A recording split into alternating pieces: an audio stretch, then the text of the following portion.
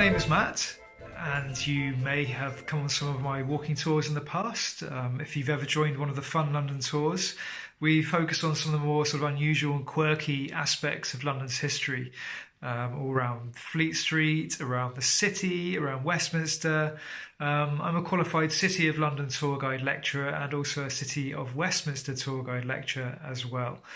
Now, of course, guiding in London right now is a little bit tricky. There is a lockdown, so what I've decided to do is to make the most of this time and make some interesting videos so that even if you can't come on my tours right now, it gives you a bit of a taster for what you might find when you do so at some point, hopefully in the next year or so.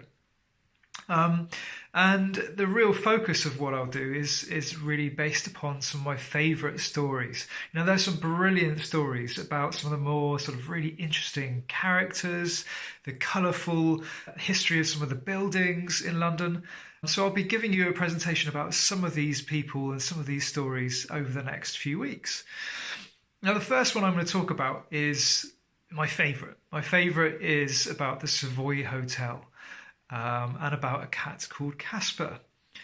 Now, the Savoy Hotel is, of course, one of the most luxurious hotels in the world. It was created in 1889, in August of that year, and very quickly would attract superstars and royalty. The Prince of Wales, future King Edward VII, used to come here. People like Marilyn Monroe, Frank Sinatra, John Wayne would stay here. And it was really known for its opulence. There is a really interesting kind of little aspect if you ever approach the Savoy Hotel from the Strand.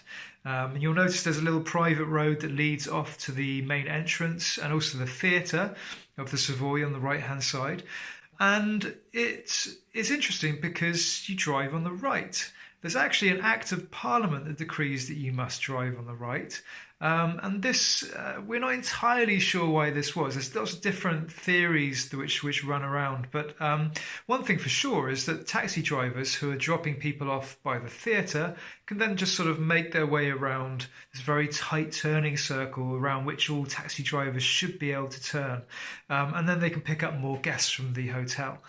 So it's a very sort of intuitively correct way of driving in that particular street. So that's kind of unusual. But what's the most unusual thing about this hotel is its very long tradition of superstition.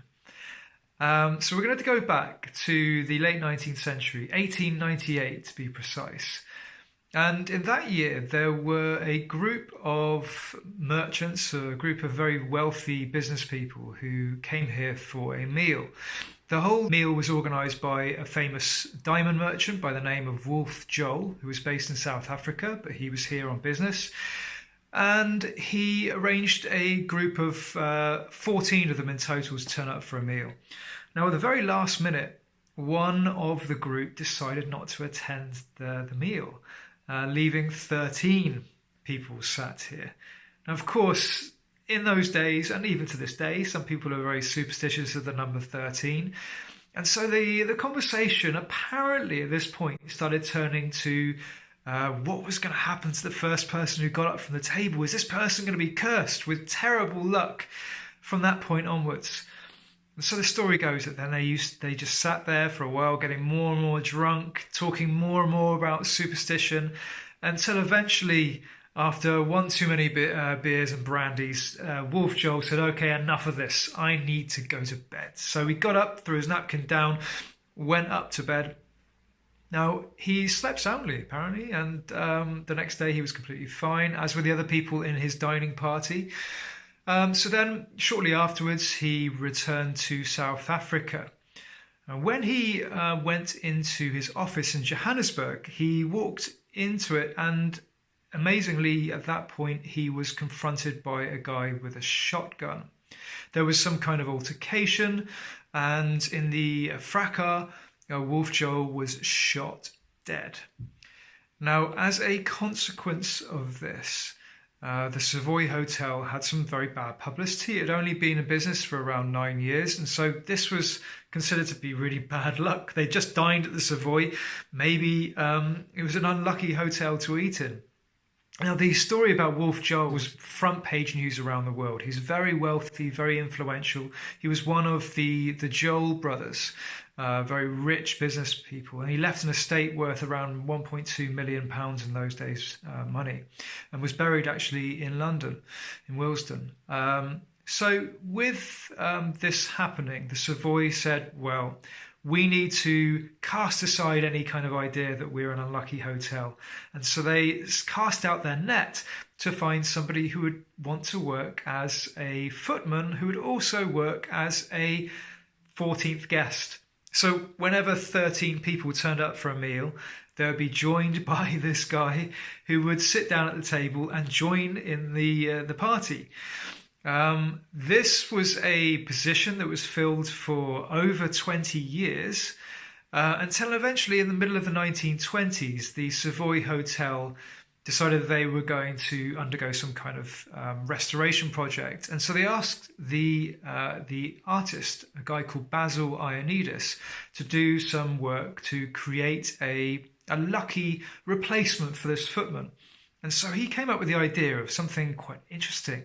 He took the London plane tree and carved the shape of a cat out of it, painted the cat black, and named him Casper with a K.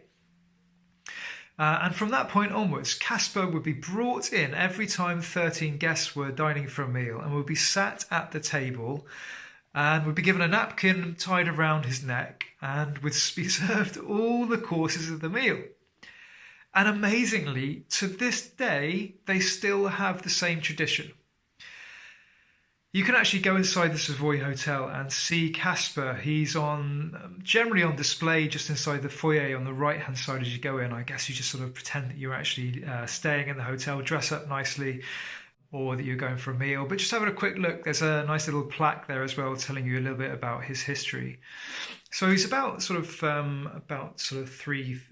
feet high. Now, there's a little sort of added little bit of tasty gossip around this story as well, because that is around Winston Churchill, our former Prime Minister. In 1911, Churchill was with a friend of his, Mr. Smith, and they were quite keen to join a club called The Club, and it was a very prestigious dining club in London at that point. But he was considered to be too controversial to join the club, so he decided he was going to set up his own club, which was called The Other Club. And so it was set up inside the Savoy in a room called the Pinafore Room. And when Casper was created, Churchill was said to always want the cat next to him because it's kind of some kind of lucky symbol.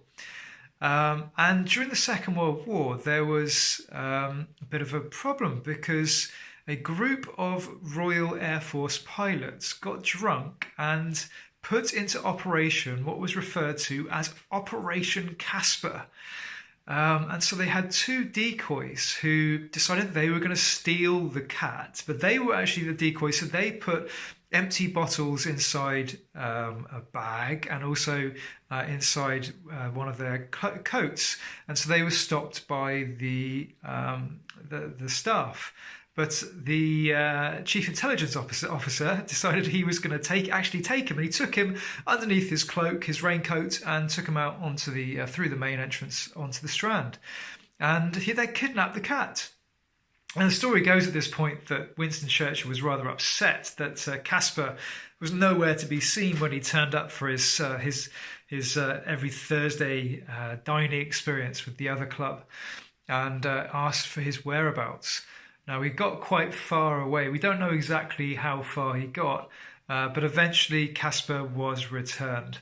And if you do ever see the Casper in the foyer, do take a close inspection and look that he's got a few sort of scratch marks down him. And these were said to be scratch marks endured by the cat during that daring kidnapping attempt during the war. And that is my favourite story about the Savoy Hotel and about London. Thank you very much.